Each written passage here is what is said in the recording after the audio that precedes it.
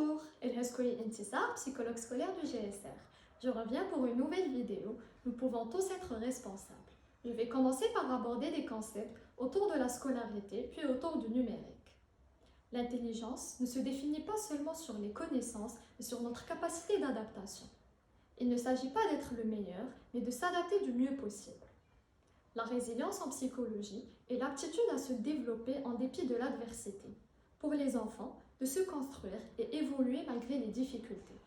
Pour favoriser ce processus, il serait préférable de, premièrement, privilégier un cadre positif où les enfants vont entendre votre intention, être dans un élan où enseignants, parents et même les élèves vont s'unir pour trouver une solution ensemble, surmonter cette épreuve pour une meilleure scolarité à distance.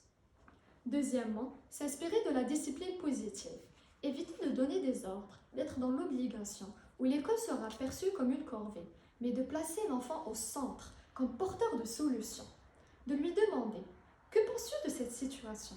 À ton avis, comment peut-on y arriver? Quelles sont les tâches qu'aimerais-tu accomplir? Je t'encourage à travailler comme à l'école et à continuer à aider tes enseignantes. » Troisièmement, communiquer et partager.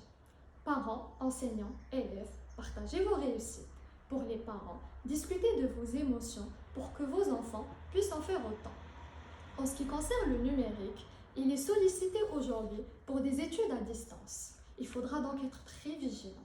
Une surcharge peut induire à un manque de développement, de motricité, des troubles du sommeil, de l'attention et de l'agressivité. Pour les heures d'utilisation, cela dépendra du nombre d'âges.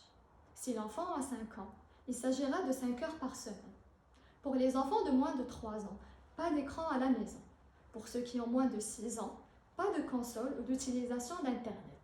Attention aux lumières bleues, mettez un filtre et des lunettes de protection. Pour un meilleur accompagnement du numérique, essayez d'être avec eux face aux écrans, de rendre ce moment plus interactif, avec des commentaires, etc. Ne procédez pas à une privation totale où elle sera perçue comme une punition, mais y allez-y graduellement. Aussi, discipline positive. Peut-être que les enfants pourront, eux, vous parler d'une méthode ou d'essayer d'organiser un planning d'utilisation du numérique. Pour conclure, je vais vous laisser sur une petite comparaison. Regarder une étoile filante peut nous paraître un événement rare. Cependant, il arrive que chaque soir qu'il y ait des étoiles filantes, mais nous n'y prêtons pas pour autant attention. Chez nous, nous avons peut-être beaucoup à découvrir sur ce que nous croyons acquis.